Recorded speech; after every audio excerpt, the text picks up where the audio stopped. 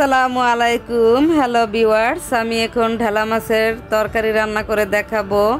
এটি অনেকেই খেতে চায় না, কাটা থাকে তাই, কিন্তু এই মাছটা খেতে কিন্তু খুবই মজাদার এবং খেতে রান্না করে খেলে খুবই ভালো লাগে।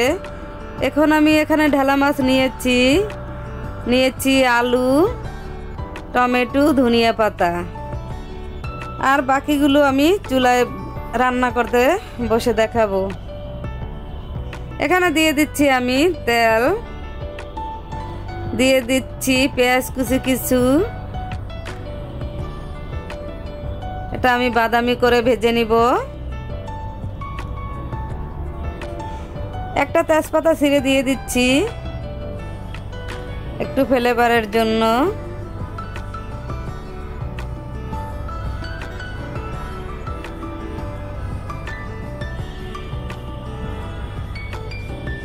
এটা লাড়াচাড়ার উপর থাকতে হবে, পেঁয়াজটা পুড়ে যেতে পারে। বাদামি হওয়া না পর্যন্ত আমি লাড়তে ছাড়তে থাকবো। দিয়ে দিলাম এখানে 2 টেবিল চামচ পেঁয়াজ বাটা,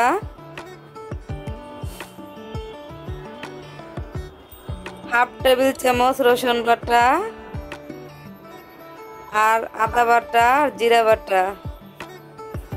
এটি দিয়ে আমি তেলের উপরে সামান্য একটু ভেজে নিব কাঁচা ভাবটা সরাবার জন্য।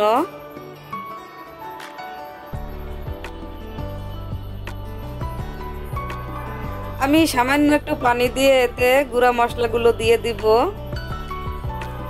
যাতে মশলাটা পুড়ে না যায়।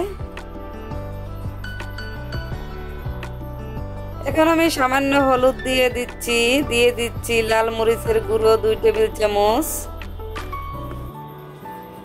সামান্য ধনিয়ার গুঁড়া দিয়ে দিচ্ছি, স্বাদ মতো লবণ। এটা দিয়ে আমি একটু লাড়িয়ে চাড়িয়ে সামান্য আর একটু পানি দিয়ে দিব ভালোভাবে কষাবার জন্য।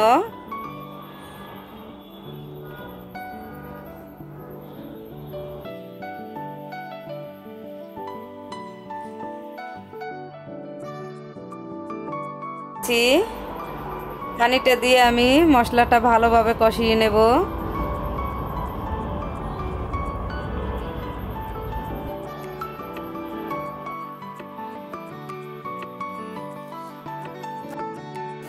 টমেটো কুচি করা রেখেছিলাম, এটা আমি দিয়ে দিচ্ছি।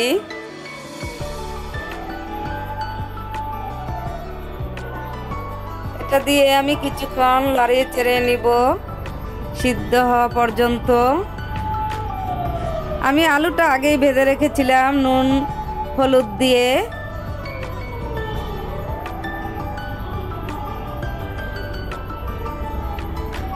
আমি আলুটা ভেজে রেখেছিলাম, মাছটাও ভেজে রেখেছিলাম।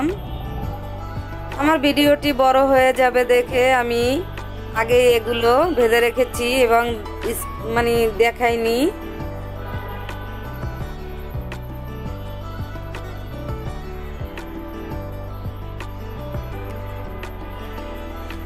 আমার কষানো হয়ে গেছে, আমি এখানে গরম পানি ইউজ করছি।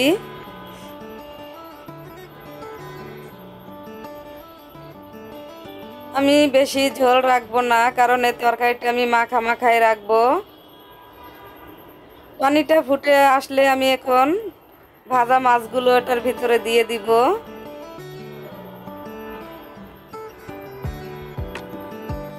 আমি ভেজে রেখেছিলাম মাছগুলো, এখন আমি ভেজে রাখা মাছগুলো দিয়ে দিচ্ছি।